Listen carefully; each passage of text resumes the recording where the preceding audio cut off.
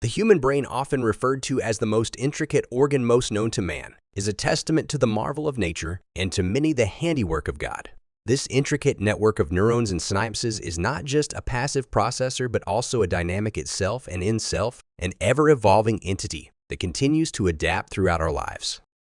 Neuropsolidity, or the brain's capacity to reorganize itself by forming new neural connections within the body system that functions as a telepathy within the physical nature of existence and the spiritual, connecting man to spirit and spirit to man. However, there's a spiritual study to properly understand this dynamic, strengthening the bond between physicality and spirituality and vice versa. This mechanism defiles the one-held beliefs that the brain is static post-childhood.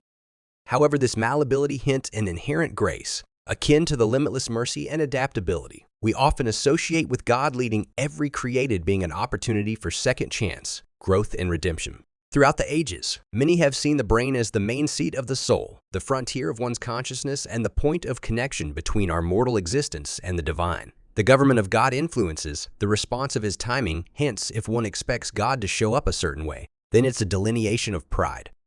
If one decides to walk in the ways of the Spirit, one must understand the schooling system of the Spirit. However, the stubborn nature of mankind's spirit is adamant. However, the Creator made a way for purification and sanctification of man's spirit if they decide to walk in his ways. To be spiritually aligned, one ought to be focused and sensitive, whereas tuning into that small, still whispering voice directing and guiding us along our paths. The alignment of spiritual tenacity is to shut out distractions and place one's focus on God, therefore decimating the flesh, so the spirit man could flourish.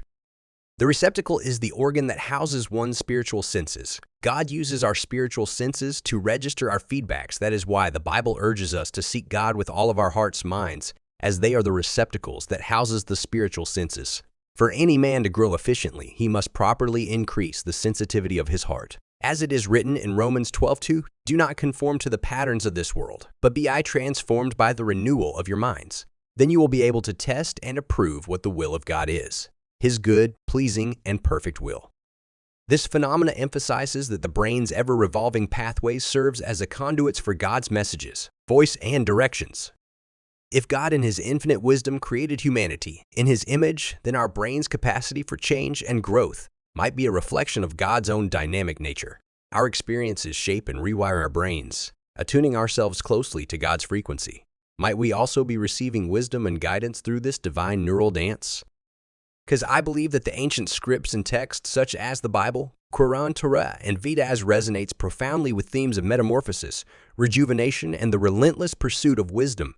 The adaptability of the human brain has its ability to reform and learn, giving it the cosmic power to sync with spiritual principles. If the brain can form new paths, learn from experiences, and even heal from trauma, then surely it's plausible that the same organ is designed to receive and understand divine communications. Just as tuning a radio to the right frequency can lead to clarity of perception, similarly, a well-tuned mind aided by neuropsolidity might just be the perfect receiver for God's subtle broadcast. Another intriguing aspect is how our choices and environment influences our brain. Just as we advise to seek good company and shun harmful influences, our brain thrives and diminishes based on our surroundings and decision. In Christian mythology, seeking wisdom, fostering love, and embracing patience can be pathways to God. If you've made it to the end of this video, then you're part of the awakened collectives that seeks the truth of life. Being able to acknowledge the faith of Christianity resides the truth of freedom. Thank you for listening. I'd see you on the next one. My name is Bazzy Francis.